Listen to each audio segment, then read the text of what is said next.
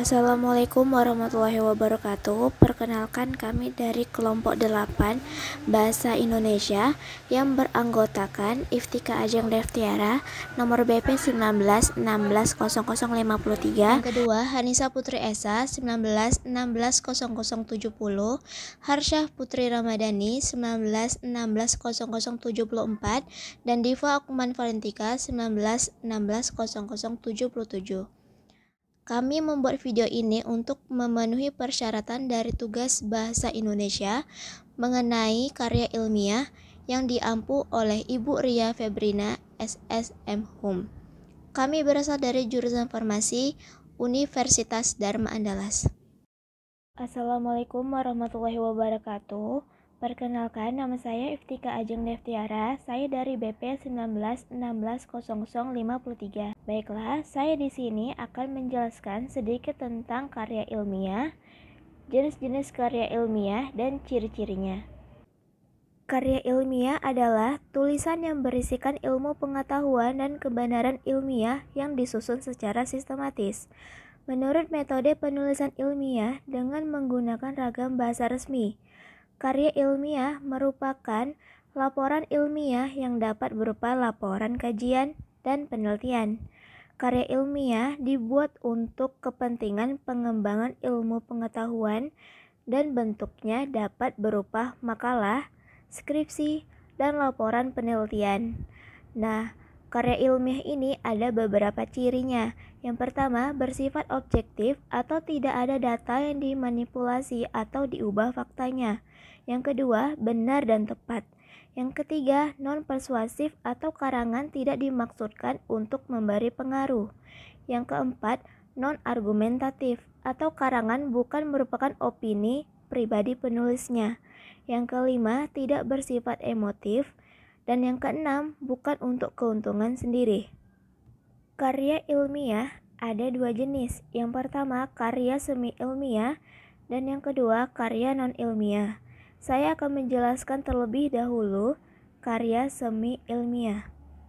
Karya tulis semi ilmiah adalah karya tulis ilmu pengetahuan yang menyajikan fakta umum dan menurut metodologi penulisan yang baik dan benar adalah ditulis dengan bahasa konkret, gaya bahasanya formal, kata-katanya teknis dan didukung dengan fakta umum yang dapat dibuktikan benar atau tidaknya, atau sebuah penulisan yang menyajikan fakta dan fiksi dalam satu tulisan dan penulisannya pun tidak semi formal, tetapi tidak sepenuhnya mengikuti metode ilmiah yang sintesis analitis, karena sering dimasukkan karya tulis non-ilmiah.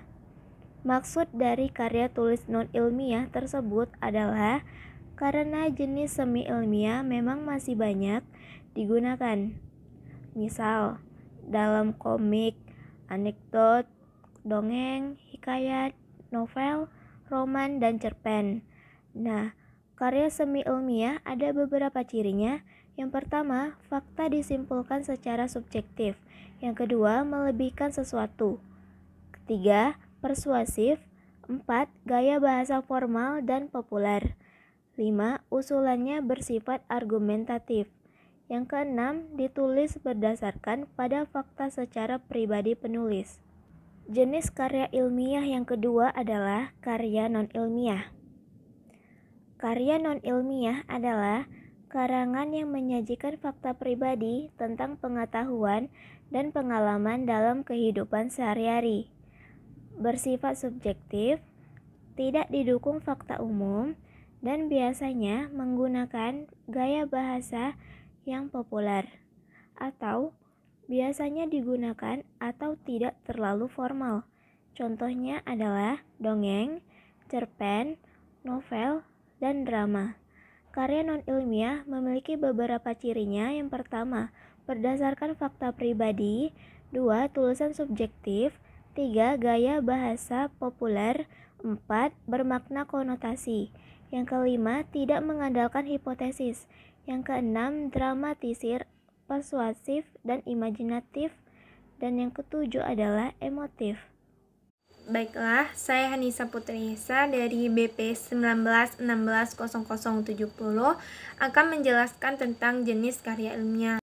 Jenis karya ilmiah dibagi menjadi 3, yaitu karya tulis ilmiah, karya semi ilmiah, dan karya tulis non-ilmiah.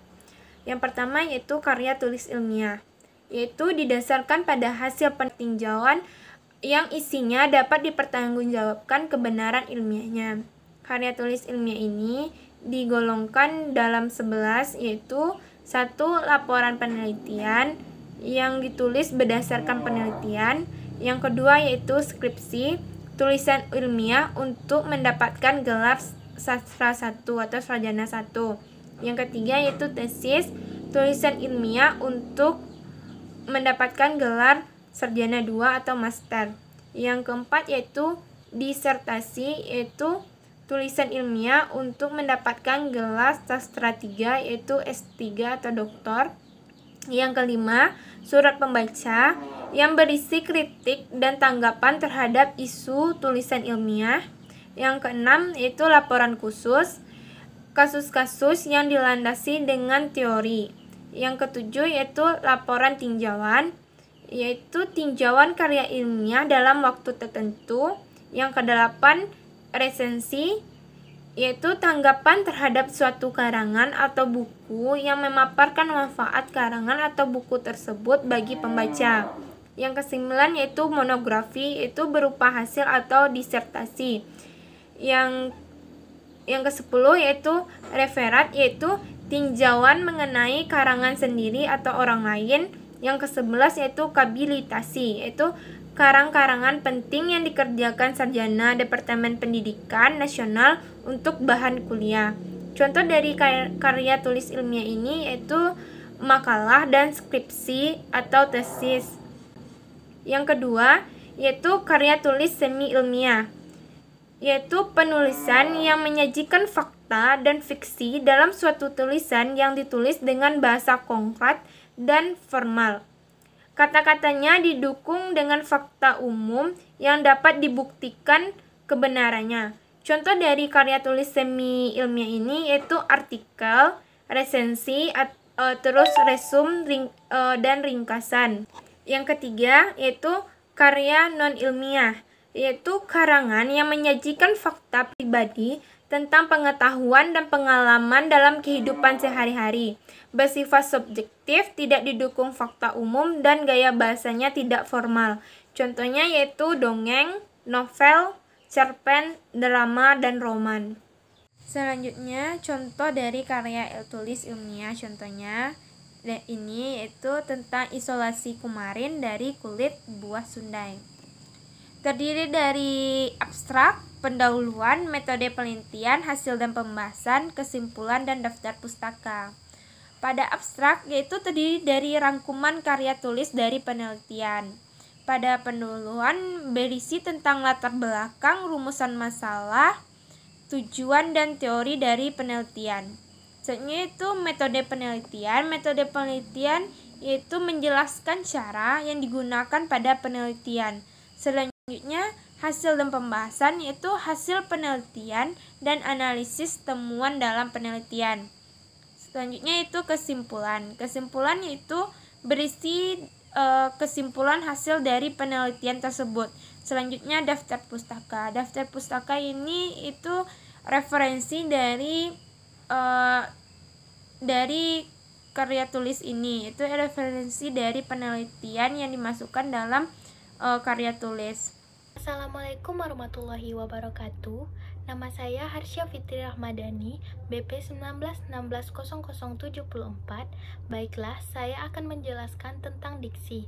Di sini ada pengertian diksi yang berarti pilihan kata di dalam tulisan yang digunakan untuk memberi makna sesuai dengan keinginan penulis. Diksi termasuk dalam pembahasan aspek kata dalam sajak. Aspek kata di sini yakni meliputi denotasi, konotasi, morfologi, semantik, dan etimologi. Diksi dapat diterapkan pada saat berbicara di depan publik maupun untuk menulis beragam karangan. Selain itu, penerapan diksi yang paling dasar adalah pada pengungkapan gagasan penulis. Lanjut ke slide berikutnya. Di sini ada macam-macam diksi.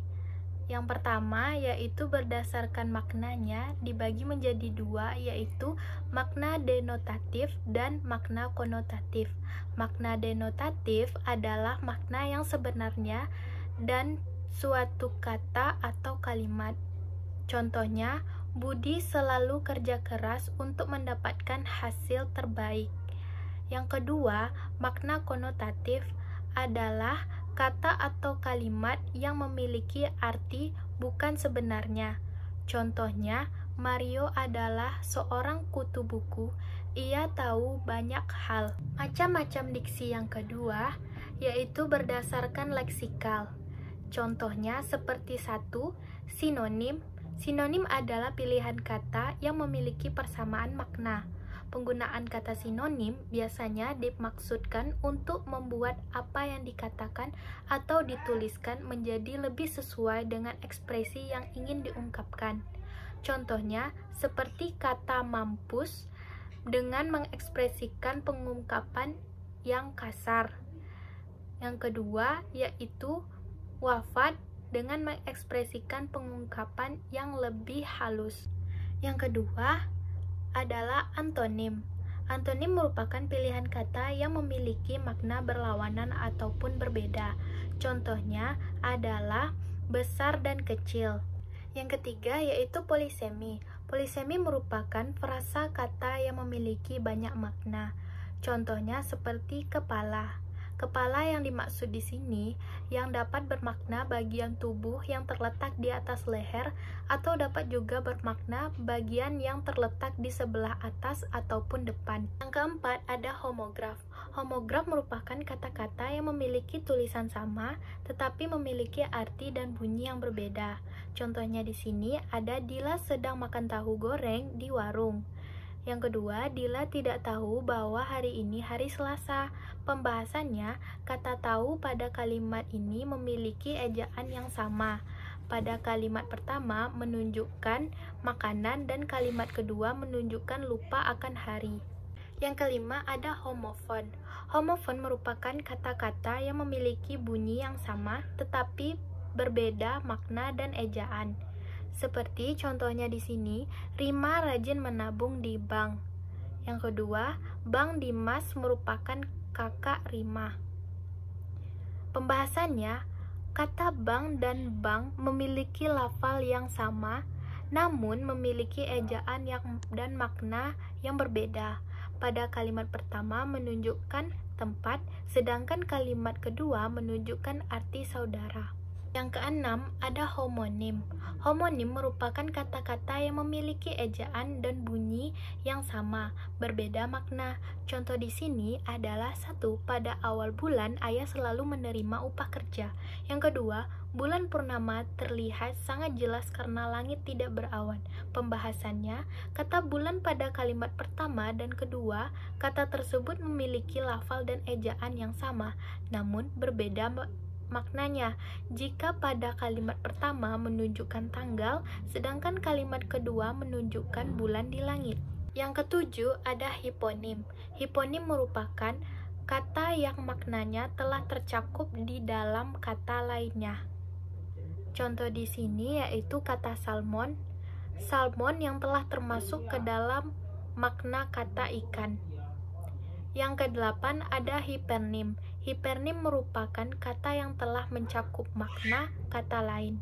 Di sini memakai contoh kata sempurna yang telah mencakup kata baik, bagus, dan beberapa kata lainnya. Selanjutnya di sini ada manfaat diksi. Manfaat diksi yakni agar pembaca atau pendengar bisa membedakan secara baik terhadap kata-kata denotatif, konotatif, sinonim, antonim.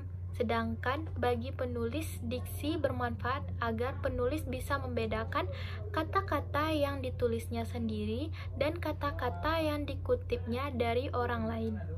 Baiklah, selanjutnya saya di Vokman Valentika BP 19160077 akan menjelaskan bagaimana Perbedaan antara karya ilmiah, karya semi ilmiah, dan karya non-ilmiah.